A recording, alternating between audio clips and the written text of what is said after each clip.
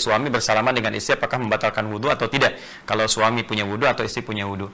Atau kalian menyentuh, kan, pasangan kalian, nah kemudian nggak menemukan air, ya, falam tajidu ma'a fatayammamu, maka kalau kalian nggak temukan air untuk berwudhu, maka bertayamumlah. Ya, kalau kalian nggak menemukan air untuk berwudhu. Isyarat ini menunjukkan, ya, adanya keharusan untuk berwudhu kembali jika ada sentuhan dengan perempuan. Berwudhu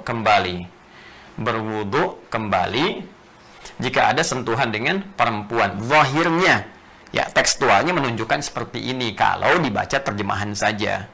Tapi kalau kita gali lagi dengan lebih mendetil, kita akan temukan di sini sesuatu yang sangat indah, ya, dalam konteks penjelasan-penjelasan terkait ayat ini. Nah, contoh yang pertama di sini, lamasa. Apa yang dimaksud lamasa di sini? An-nisa di sini, ya, aspeknya kemana? Apakah umum atau khusus? Nah, saya ingin mulai dulu teman-teman sekalian dari persoalan lamasa dulu, ya. Jadi lamasa nanti ada lamasa yalmasu, massa yamasu, ada lamasa yulamisu. Kan? Baik, kalau lamasa itu menyentuh, sentuhan langsung, ya, seperti ini. Kalau massa, ya, itu tidak langsung bersentuhan secara fisik, tapi terasa kepada jiwa. Ya, jadi melihat sesuatu nggak langsung sentuhan, tapi punya getaran. Nah, itu massa namanya. Ya, sama juga dengan konteksnya bisa positif, bisa negatif. Ya, seperti misalnya kena ujian tertentu juga, ya, kena marah, nggak kena kontak fisik, nggak ada pukulan, nggak ada macam-macam, nggak nyentuh, cuman kalimat itu mengena kepada hati. Nah, itu massa. Sehingga di Quran surah kedua Al-Baqarah ayat 214, orang yang diuji dengan musibah itu, ya, kesulitan-kesulitan itu ada kalimat massa, ya. Kalimatnya sangat indah sekali di Al-Quran. Am hasibtum an tadkhulul jannata walamma ya'tikum mathalul ladzina khalau min qablikum massathumul ba'sa, ya, massathumul ba'sa wadh-dharra wazulzilu. Jadi massa ada goncangan, ya, kepada jiwa kita walaupun mungkin secara tidak langsung terkena sentuhan fisik. Tapi kalau lamasa ada alif mufa'alah di situ, itu berarti sentuhan yang memang menyentuh, gitu, ya. Sentuhan yang menyentuh, secara bahasa demikian. Sentuhan yang memang menyentuh tanpa ada sekat, walaupun misalnya hanya dari kertas ataukah dari dari yang buat ngapus tisu, ya, mungkin tisu atau kain atau kertas seperti ini. Enggak, ini sentuhan kulit dengan kulit secara berlangsung begini. Bisa diartikan saling menyentuh. Artinya ada niat untuk saling menyentuh sisi A dengan sisi B. Karena itu di mazhab Hanafi, lamasa di sini diartikan dengan berhubungan seksual, dengan syahwat.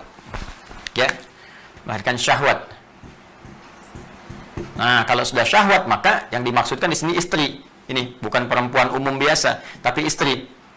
Ya, istri, karena jelas kalau kaitannya dengan non mahram, ya, dengan perempuan yang bukan mahram, istri orang bukan istri sendiri, nah, itu sudah jelas, gitu kan, posisinya tidak banyak diperdebatkan untuk kembali kemudian berwudu. Tapi di sini ketika menggunakan alif lam, dan alif lam ini kalau dipahami spesifik ma'rifat menggunakan kepada pasangan hidup, maka dan di sini diterjemahkan lamasa ini terkait dengan syahwat dalam konteks berhubungan, maka di sini diartikannya dengan istri, sentuhan antara suami dengan istri apakah membatalkan wudu. Maka pendapat yang pertama, teman-teman sekalian, nah, pada yang mengartikan lamasa seperti ini, ya, dengan mengartikannya ada syahwat di sini, ya, ada dorongan syahwat. Jadi kalau ada dorongan syahwat, ada keinginan-keinginan untuk bercumbu dan sebagainya, maka itu otomatis membatalkan wudu, ya, membatalkan wudu. Apalagi kalau diartikan dengan pendapatnya dari mazhab Hanafi, membaca ini, indikasi ini, ya, ini dilalah disebutnya dalam bahasa, ya, ini petunjuknya kemana, gitu, karena ini kalimat dalam masa seakan-akan menunjukkan dari dua sisi, ya, yang saling menginginkan, jadi mufa'alah, saling terlibat di dalamnya. Di sini kalau ada suami istri bercumbu atau bahkan langsung berhubungan, maka jelas ini melahirkan syahwat, yang dengan syahwat itu otomatis dia harus memperbaiki wudunya, ya. Kemudian di mazhab Hambali melihat boleh jadi syahwat ini lahir tidak harus dalam konteks hubungan seksual, ya, secara biologis mungkin juga, ya, boleh jadi salaman tiba kemudian ada syahwat, cium tangan tapi syahwat bergelora misalnya, kan, di dalam jiwa ada rasa ingin mencumbu dan sebagainya, sehingga menyebabkan ada gejolak-gejolak yang berbeda dengan sebelumnya. Maka kalau ada syahwat di dalamnya, tetap itu bisa dipahami dengan membatalkan wudu. Jadi bukan sentuhan biasa. Ya, saya ulang, bukan sentuhan biasa. Jadi kalau yang ini diartikan hubungan seksual yang pertama. Nah, yang kedua, ini lahirkan syahwat, dorongan syahwat atau getaran.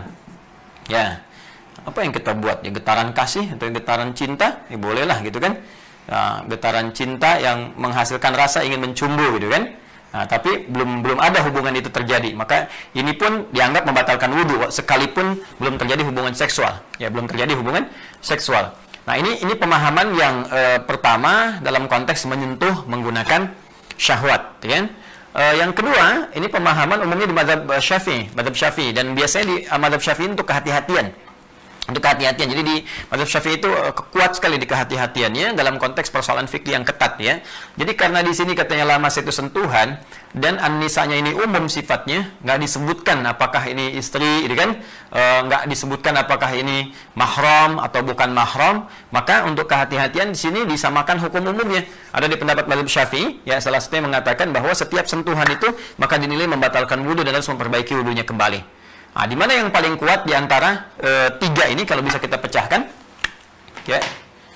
Tiga. Nah, ini kan batal wudu hanya sebatas sentuhan saja. Mau ada syahwat, mau tidak ada syahwat, kan?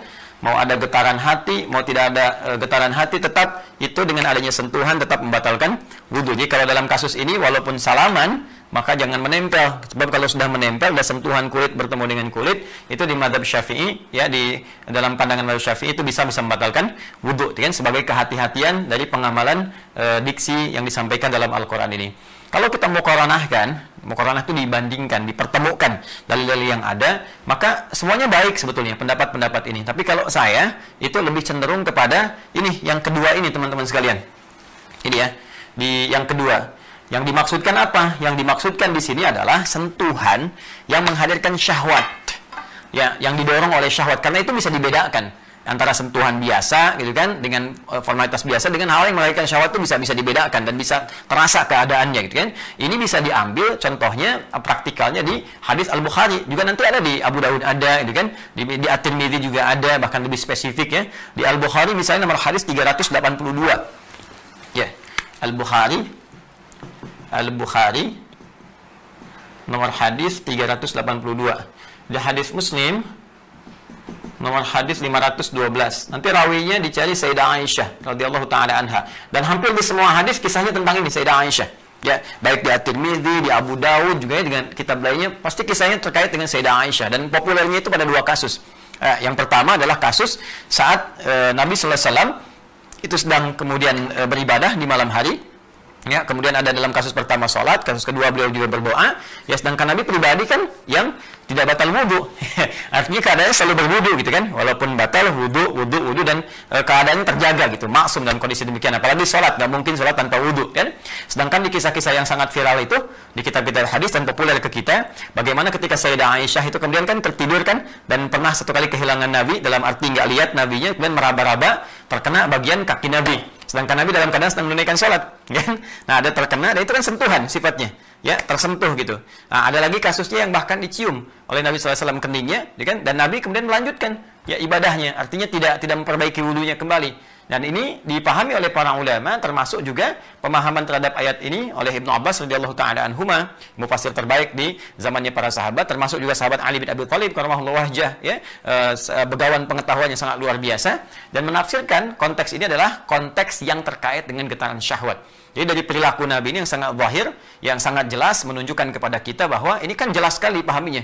Terpegang, bagian tangan megang ke kaki, terus Nabi juga kadang mengecup kening Sayyidah Aisyah radhiyallahu taala anha, tapi tidak memperbaiki wudu kembali. Ini menunjukkan bahwa status ini tidak membatalkan wudu sepanjang tidak didorong dengan keinginan syahwat. Walaupun ini ada